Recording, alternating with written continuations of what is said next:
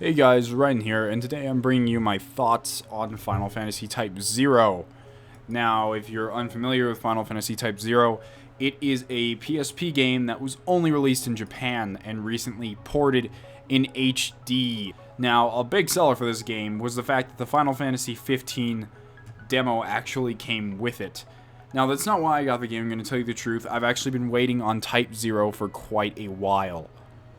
After actually playing the Final Fantasy 15 demo, it's weird that I prefer the combat in Type-0 more than I do in Final Fantasy 15, but once again, it's the demo, things can change, we don't know how that's going to turn out. But these are my top 3 reasons and the top 3 things that just kind of kept me from loving Final Fantasy Type-0. Number 3. Now, this reason's the least of my worries. It's still a fun game because of great gameplay and great sound, but this is one thing that sort of bugged me with the game. It's the fact that the settings in the game, well, for Final Fantasy, they actually don't really do it for me.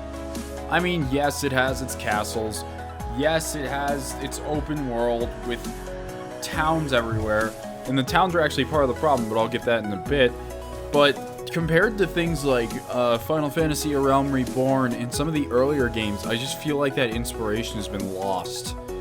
Like, everything seems so generic. I've done assaults on several castles that look near the same.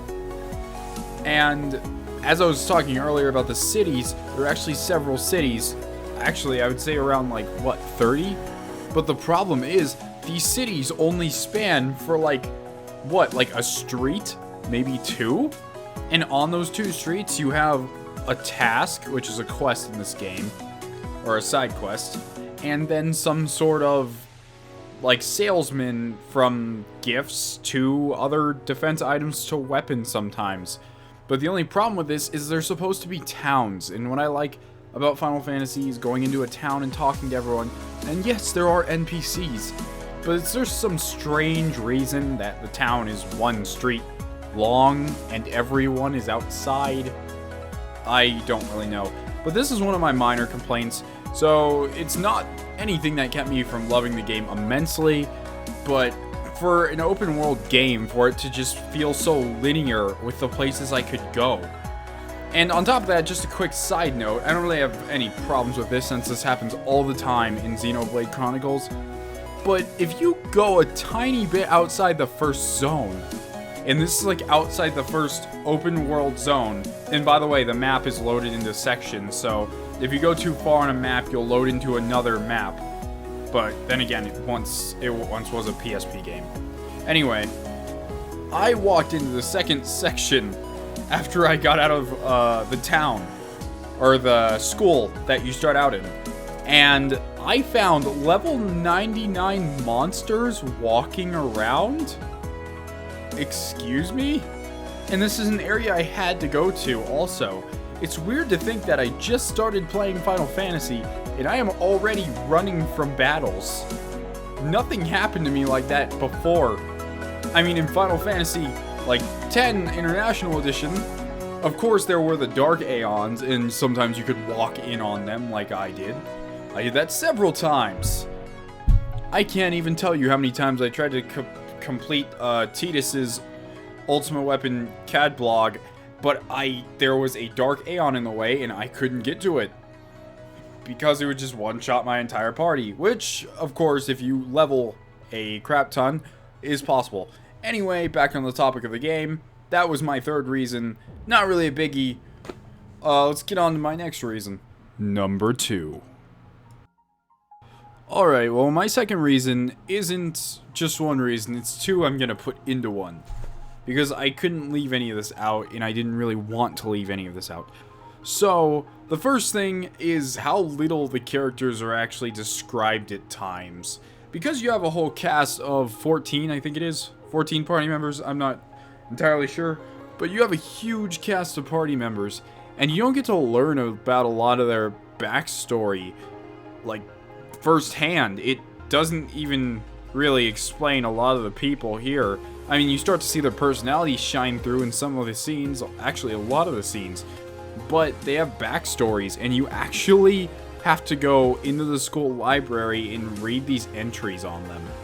Which, I have to admit, is a nice touch. It's better than having nothing. So, I like that, but sometimes I'd rather just have a lot of time to spend with the characters, learn about them firsthand, go through their experiences, and talk about what they like to talk about. Speaking of time, this game's actually pretty short if you kind of just go through the story. I mean, a lot of the Final Fantasies are that way, but some of them require grinding. This one, I wouldn't say requires all that much grinding.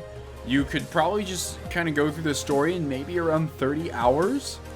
But for those of you who like collectibles, there's much to be done. For those of you who like grinding, there's much to be done. I'd say maybe full completion time would probably be around 80 hours. So if you're the type of person that likes to go out and get every single extra, then this is a good game for you. But the game's length is actually not all that long for a Final Fantasy game, but 30 hours is still a good game length, so it's not a complaint I have. Yeah, I think that about sums this up. Go on to the next part. I can't find the pause button. There it is. Number 1. Now, this is the main reason why I cannot just love this game as one of my favorite Final Fantasy games. It is due to the time management system. Now, before you jump to any conclusions, it's not the system itself. I love time management in RPGs. Not even RPGs, just all games sometimes. The biggest thing I can compare this to is Persona. A game where you have to go out and do your everyday school life and at the same time go into dungeons, fight shadows. And there's also Majora's Mask, where you kind of have a time before the moon crashes into the earth and kills everyone, at least in Hyrule. But the difference between those games and this game is I feel rewarded in those games when I do, and I also care about it when I talk to these people in these social aspects. Example number 1, you have, on your first day, I think you have around, what is it, a day in 12 hours, maybe 8 hours? And the first thing I did was walk over to one of my classmates with an exclamation mark above your head. Now, people with exclamation marks above their head means that they're willing to talk to you. So I thought, okay, this will be cool. I talked to my classmate, and she tells me something about the summons in the game, and proceeds to take 2 hours of my day talking about what summons I could have in the game, or talking about a little bit of their lore, and it's like 3 sentences of lore too. And then as a reward, I get a high potion? I mean, I don't really care by the time she's finished. That's the exact problem I have. I can't find a reason to care when I'm talking to these people. And the fact that it takes 2 hours out of this little timer in the bottom right corner of my screen, and I barely feel rewarded after doing so.